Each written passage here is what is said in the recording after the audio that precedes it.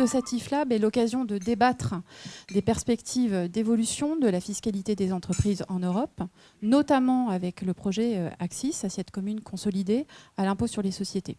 Alors juste pour rappeler brièvement de quoi il s'agit, l'assiette commune d'abord, c'est déterminé non plus selon 28, enfin bientôt 27 systèmes fiscaux différents le bénéfice imposable, mais selon un seul mode de calcul harmonisé. Et consolider ensuite l'idée de permettre aux entreprises de compenser pertes et profits en Europe avec une seule déclaration fiscale à remplir pour l'ensemble des activités en Europe. Si le résultat consolidé est positif, il est ensuite réparti entre membres du groupe avec une clé de répartition composée de 3 facteurs, pondérés chacun d'un tiers, main-d'œuvre, chiffre d'affaires, immobilisation corporelle. Ensuite de ça, chaque État membre applique son taux national d'imposition sous respect du principe de subsidiarité. Alors, on l'a dit, ce sujet est loin d'être nouveau, et on trouve déjà, dès les années 60, les premières racines, les premières jeunesses de réflexion sur l'harmonisation des assiettes et des taux. Et en octobre 2001, les premières bases d'une réflexion portant sur l'AXIS avec une communication de la Commission sur le sujet pour aboutir en 2011 à une première proposition de directive qui, depuis, a été abandonnée faute d'unanimité entre États. Alors pourquoi aujourd'hui le sujet revient sur la table ? Depuis 2011, le contexte a changé. Le sujet de la lutte contre la fraude et l'évasion fiscale, depuis les affaires LuxLeaks, Panama Papers et toutes les amendes infligées à certaines multinationales, concentre toute l'attention de l'opinion publique. Et le débat autour de la notion d'une imposition équitable invite à s'interroger sur ce que devrait être un système fiscal plus juste, plus efficace, plus transparent en Europe. Et c'est dans ce contexte, et aussi pour faire écho aux travaux BEPS de l'OCDE qui ont marqué une forte avancée ces dernières années, que la Commission européenne a relancé et souhaité relancer l'AXIS, la plaçant au cœur de son plan d'action et la présentant comme la solution globale au transfert de bénéfices. Donc, par rapport à 2011, on a un discours qui a quelque peu changé puisqu'on s'inscrivait surtout en 2011. C'était vraiment présenté comme la possibilité d'avoir un allègement de charges administratives, un renforcement de sécurité juridique. Aujourd'hui, le discours est davantage ciblé sur ces enjeux d'évasion fiscale et d'optimisation fiscale. Donc, il y a tout juste un an, la Commission a déposé 2 nouvelles propositions de directives. Depuis, l'actualité a continué, c'était quelque peu accéléré ces dernières semaines, ces derniers mois, avec notamment l'annonce cet été par la France d'essayer d'avoir une position commune avec l'Allemagne sur le sujet d'ici la fin de l'année.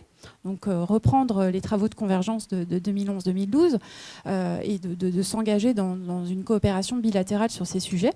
Et puis aussi, tout plus fraîchement, dans le cadre du PLF 2018, avec l'annonce progressive de la baisse du taux de l'IS pour converger vers la moyenne européenne, 25% d'ici 2022. Donc c'est pour toutes ces raisons, et comme l'a dit Thierry tout à l'heure, que l'Institut Friedland a souhaité se saisir de ces enjeux qui nous semblent importants et qu'une étude a été publiée sur le sujet. Cette étude a pour objectif d'éclairer sur les grands enjeux en présence, sans avoir la prétention d'être exhaustive, ni dans l'esprit de certains articles plus techniques. Elle se fonde surtout sur des entretiens auprès d'institutionnels, d'experts, mais aussi et surtout d'entreprises de toute taille, de tout secteur d'activité, pour essayer justement d'avoir cette objectivité. Je remercie d'ailleurs certaines personnes ici présentes qui s'étaient pliées à l'exercice, ainsi que certains membres élus de la Chambre que j'avais pu rencontrer. Donc, dans les quelques minutes qui me sont données, j'aimerais dans un premier temps mettre en évidence certains impacts potentiels de l'AXIS sur les entreprises et dans un second temps, essayer d'identifier les scénarios possibles pour demain. Donc, quels impacts pour les entreprises ? Ce projet comporte de nombreux enjeux dont les impacts sont à nuancer. Que ce soit avec des risques et des opportunités. Donc on a essayé d'identifier cela de la manière la plus objective possible et de prendre en compte différentes situations qui peuvent se présenter pour un groupe. Déjà, il y a a priori l'opportunité de la mise en place d'un langage commun, de pratiques communes, d'outils de reporting qui seraient davantage harmonisés. Avec toutefois la réserve de se dire attention, il ne faudrait pas que cette AXIS soit une 28e loi. Avec aussi attention à l'articulation entre normes IFRS et règles fiscales qui actuellement n'est pas expressément prévue dans la directive. Aussi, en matière d'impact sur les prix de transfert, je pense que Cyril Maucourt reviendra là-dessus, qui est à nuancer selon que l'entreprise opère ou non dans un pays tiers, puisque là, on ne règle les questions qu'à un niveau européen. Et que, on le sait, les frontières d'une entreprise ne sont pas forcément les frontières politiques. Également sur la clé de répartition et les manipulations possibles et son impact sur les stratégies d'implantation des groupes. Ou encore, et c'est sur ce point que j'aimerais particulièrement insister parce qu'il est nouveau, c'est sur le caractère optionnel versus obligatoire du projet AXIS. Puisque dans cette mouture 2016, l'une des nouveautés, c'est de dire en 2011, il était optionnel pour toutes les entreprises. Là, on le rendrait obligatoire pour les entreprises qui présentent un chiffre d'affaires d'au moins 750 millions d'euros et reste optionnel pour les autres. Alors ce seuil-là, l'existence même de ce seuil, qui s'aligne, on le sait, sur celui du CBCR, du reporting pays par pays, et des travaux de transparence, sur les obligations de transparence, pose question, et que j'aimerais résumer en 4 points ce matin. Déjà, le premier, c'est que cette frontière créée par ce seuil de 750 millions paraît artificielle par rapport à certaines réalités économiques, puisque finalement, il y a des entreprises intermédiaires, et j'en ai l'exemple type à côté de moi, qui opèrent en Europe comme des multinationales et qui ont un niveau de complexité et d'organisation proche de multinationales. Donc pourquoi finalement les exclure du scope? Deuxièmement, pour celles pour lesquelles le dispositif resterait optionnel, ça veut dire quand elles optent pour 5 ans. Donc une telle durée n'est peut-être pas tout à fait, n'offre peut-être pas une flexibilité suffisante pour des entreprises qui auraient à décider d'orientation stratégique entre-temps et qui finalement pourraient changer certaines stratégies clés dans leur groupe. Enfin, dans certains secteurs d'activité, on a des groupes extrêmement centralisés qui atteignent rapidement le seuil des 750 et en face des concurrents qui sont organisés de manière totalement décentralisée. Et le cas de la grande distribution est assez topique à ce sujet. Autre point, finalement, c'est le seuil créerait des effets de seuil, des problèmes de croissance. Si on se dit finalement, j'ai peut-être pas intérêt à rentrer dans l'AXIS après avoir fait mes calculs et de rester en dessous pour échapper à ce scope, ça peut créer ce type de dérive. Enfin, ce double système pourrait, en tout cas la question mérite d'être posée, est-il compatible avec le principe constitutionnel d'égalité devant l'impôt et les charges publiques ? Voilà, c'était juste pour illustrer sur un point, parce qu'on peut, sur chacun des points, s'attarder plus longtemps. Et les impacts, on le voit, sont à nuancer. Alors demain, quelle stratégie pour l'Europe demain? Avec l'AXIS, sans l'AXIS, au-delà de l'AXIS, il y a 4 scénarios qui peuvent être identifiés, même d'autres dont on pourra explorer tout à l'heure. Et ces 4 scénarios peuvent être analysés à la lumière de leurs impacts sur les entreprises, mais aussi à la lumière de la nouvelle stratégie que préconise la Commission sur le sujet, puisque par rapport à 2011, elle a dissocié les deux processus, avec d'abord la possibilité de se mettre d'accord sur l'assiette commune, sur le volet assiette commune, et à un stade ultérieur, dont le stade ultérieur n'est pas précisé, sur la consolidation. Donc une approche en 2 temps, graduelle, pour faire fi des blocages qui avaient pu y avoir en 2011. Alors, le premier scénario serait de dire, finalement, c'est un scénario de statu quo, on continue comme ça, avec une concurrence fiscale qui continue, qui se poursuit. Est-ce souhaitable? J'en doute. Est-ce possible?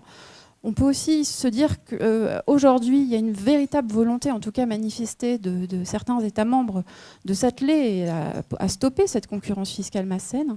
Et il y a une responsabilité des États membres à agir sur ces questions. Deuxième scénario, l'idée qu'on se mette d'accord sur une assiette commune, donc l'ACCIS avec un seul C, qu'on appellera l'harmonisation partielle. Est-ce une voie à pousser ? Les impacts sont à nuancer et on le sait, le grand intérêt de l'ACCIS réside dans la consolidation.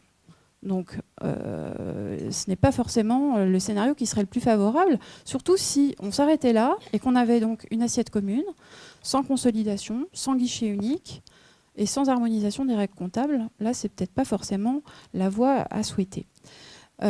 Scénario 3 serait celui qu'on a appelé le Graal européen, une assiette commune consolidée, donc avec les 2 C. Puisque, on le voit là, les impacts seraient quand même plus intéressants avec la consolidation, même si j'aurais une petite réserve, parce que si l'ACCIS était adopté partiellement par la voie de la coopération renforcée, donc par un groupe de pays, quel impact sur les groupes qui seraient implantés dans des États ayant adhéré à l'ACCIS et d'autres n'ayant pas adhéré à l'ACCIS?